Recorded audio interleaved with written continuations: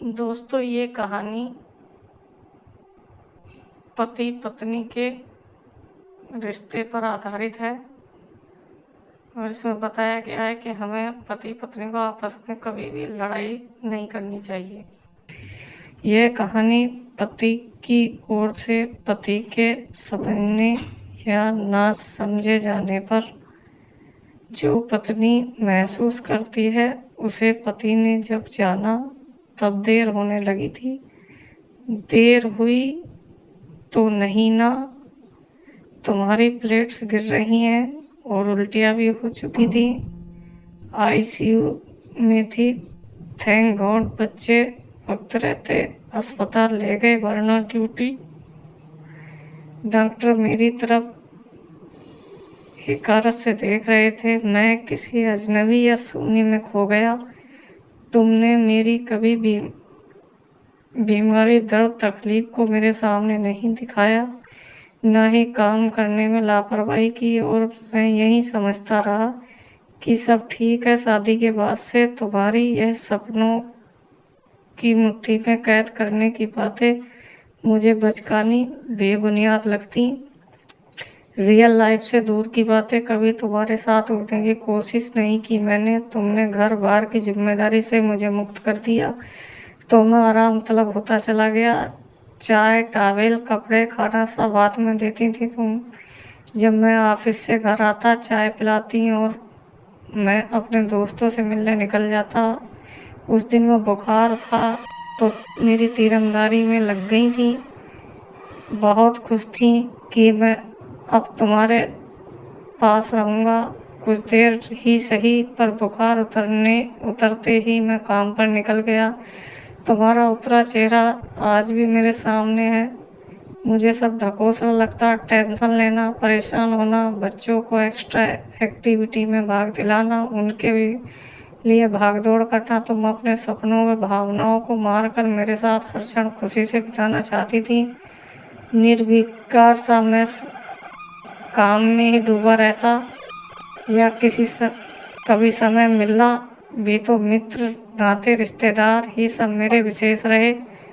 तुम मुझे मेरी जिम्मेदारी समझाती रही, कभी झुंझलाकर लड़ भी पड़ती थी, पर 2 मिनट बाद मेरी टाई ठीक करने लगती और मैं तुम्हें धकियाता हुआ ऑफिस के लिए निकल जाता। क्या जाने तुम पर क्या बीतती होगी जब तुम छुट्टी वाले दिन मेरे सिर की तेल मालिश करती तो मुझे अपनी किस्मत पर नाज होता। लेकिन तुम्हारी चाट फरमाइश पर मुझे चटोरी बोल दिया था। वो तुम्हारी आखिरी फरमाइश साबित हुई। उसके बाद से तुमने मुझसे कभी कोई चीज़ नहीं मांगी। तुम्हारे आंसू मेरे ईगो को ही बूस्ट करते और मैं सोचता औरतें आंसू लाकर पुरुषों को डराने की कोशिश करती हैं, पर मैं फंसूंगा नहीं। तुम्हारे निष्काम कर्तव्य पालन का नतीजा यह हुआ कि बच्चे तुमसे जुड़ते चले गए और मुझसे दूर होते गए। जब दोनों रिजल्ट या मेडल लाते, सबसे पहले तुम्हें लाकर दिखाते। मेरे परिवार वाले भी तुमसे हमेशा खुशी रहते थे। मेरी बहनों को तो स्नेह परवाह की आशा तुमसे ही रहती थी। तुम्हारी गुहार मेरी माँ सुनती थी, बस यहाँ तुम मन हल्का कर सकती थी। मेरी निष्ठुरता से उभरने के लिए तुमने अपनी किट्टी पार्टियाँ भी शुरू कर दी, लेकिन मुझे जब यह सब बर्दाश्त नहीं होता था, क्योंकि मुझे यह बेवजह समय और पैसे की बर्बादी लगती। मेरे लिए ये सब चौचले होते। परिणाम वही हुआ।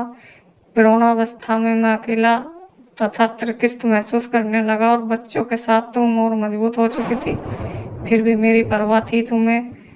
अब बस यह अंतर आ चुका था कि जिस सानिध्य के लिए तुम तरसती थी, उसके लिए अब मैं तरसने लगा, क्योंकि जब भी मैं चाहता तुम मेरे आसपास रहो। तुम किशोर हो